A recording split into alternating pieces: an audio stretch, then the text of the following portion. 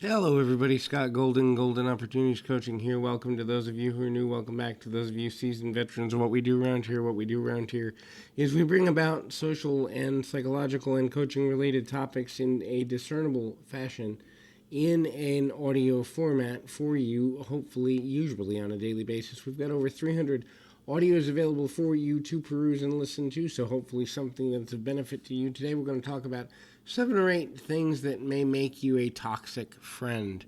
And so toxicity is negativity spilled over into another person. And so we often have been in situations where, ultimately we get toxic and we're holding on to negative emotions and we let it spill over. And usually, unfortunately, we do that to the people that are closest to us because we figure, unfortunately, that they will put up with more than they should, which is usually more true than false.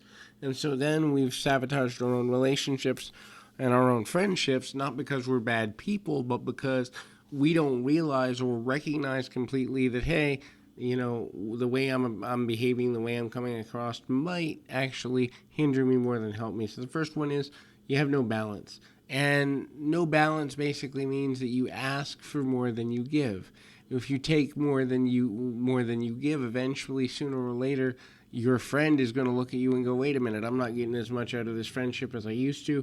I'm not getting anything out of this friendship at all. And it's no longer a volley. A healthy friendship, a healthy romantic relationship, a healthy family dynamic is give and take, give and take, give and take. And yes, you may, in fact, feel like you've been taken advantage of, and this may be true. And certainly if you feel like you're being emotionally or physically or mentally or sexually or financially abused, don't tolerate that. But at the same time, don't become the person who has victimized you in another way. A lot of times when we don't know how to deal with our emotions, we go out of balance and we aim to hurt others without necessarily meaning to, because we're trying to get even, we're trying to equal things out. The next is, do you compete with your friends? Do you try to look at their weaknesses and say, well, I'm better at this and I'm better at that, and it doesn't really matter what you do because I'm always going to win, that kind of stuff.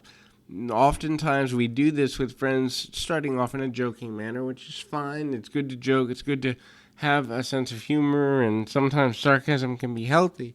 But if you get into a place where your friend feels like they're in competition with you on a consistent basis, or the only time you're happy in your friendship is when you're doing better than your friend, that becomes a problem because then it's no longer a friendship. It is a competition, and the competition, the endorphins, the happiness you get from it comes from your level of success in comparison to somebody else. This is damaging for 2 reasons. Firstly, it's damaging because sooner or later they will be better at you than something, and you're gonna crash. Second, it devalues their emotional state and their feelings in a way that will be detrimental to the continuation of the friendship. The third is no trust. So this means you don't trust them. You're looking for them to run game on you. You're looking for them to potentially, use you in some way. But why is that? Because you've been hurt, and so you can't conceptualize that another person would be completely invested in you. This will make you toxic because they may feel or want to feel that they can trust you, or that you have no negative emotions towards them, or you have no negative motive. But if you're unable to trust that they have your best interest at heart, eventually you will react from that place emotionally. And when you do, not only are you going to get hurt because eventually you'll lose the friendship, but they're going to get hurt sometimes needlessly because sometimes we blindside people with our own negative emotions. The next is hurting others. And I talked about this a little bit earlier, but it's a negative because when we're toxic, we want an outlet for our negative emotions. We want an outlet for our negative feelings, but we haven't found it yet. And so the most common outlet is to blurt things out or to press things forward onto someone we're already close to, testing them. See, it's a 50-50 proposition. If they bail on us, then we convince ourselves, hey, they never cared about us anyway.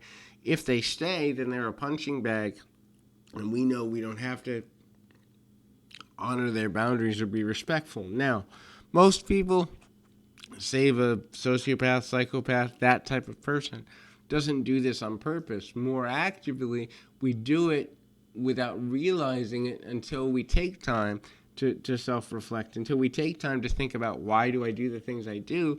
And many people don't want to do that because, number one, it's uncomfortable, but also, number two, when we think about it, we actually have to realize how much of our lives are triggered and influenced by our trauma, and that can be a very uncomfortable process. The next is our dark side. Do you let your dark side out? And does dealing with that person bring a dark side out of you? Toxic relationships and toxic friendships, if the only time you're really getting something from a friendship is figuring out how to manipulate, use, or get ahead from a person, ultimately, then it's become dark, because a friendship should be mutually beneficial when both people are no longer benefiting, and they haven't in a while. So that's not to say that we can't have moments where we benefit more than the other person because we're going through something difficult, but it should always return to a level of balance. When that no longer exists, then we've gone into control and manipulation, which is a dark side to ourselves, but we can't grow it until we heal it. Which means if we're constantly manipulating a friend or someone in our inner circle, and they let us get away with it, we're basically going to stick ourselves and get stuck right where we are. This happens because of insecurities. Sometimes insecurity can be our best friend, in the sense that when we're insecure and we confront it and we overcome the emotion of it, we actually do feel stronger, we feel better, we feel more empowered, we feel better able to make our own decisions. But when we're not willing to do any of that, our insecurities eat us alive, because we start to think, hey, I've done this wrong, I've done that wrong, somebody has done me wrong, etc. and so forth. And that becomes painful for a whole other reason, which is ultimately, at the end of the day, when we're insecure and we don't work on it, our relationships fall apart and we become toxic, because the people that can see through us do so quicker, and therefore they leave us behind. Also, if you're constantly making excuses, this makes you a toxic person. Healthy relationships, wholesome relationships, complete relationships require personal responsibility and accountability. So that doesn't mean that other people can't influence our decisions, and also it doesn't mean that we can't have pressures that cause us to act in ways we wish we didn't. What it means, though, is we have to take at least 50% responsibility, and that's on the light side, usually 70, 80 to 90% responsibility for our own actions. Remember, the things that we can control in all times, at all ways, are our choices. We cannot control what other people think. We cannot control what other people do, but we can control how we relate to other people, and that is something that's always in our control. The last thing is, it's toxic when the relationship is no fun anymore. When there is no mutual positive benefit to the continuation of a relationship, it becomes toxic by default. Because if you're not gaining from it, that means eventually either you're stagnating, which means you'll become bored and you're more likely to go negative, or there's negatives in it, which means you're not gaining from it anyway. So in the end, that's what it means to kind of be a toxic person, toxic friend.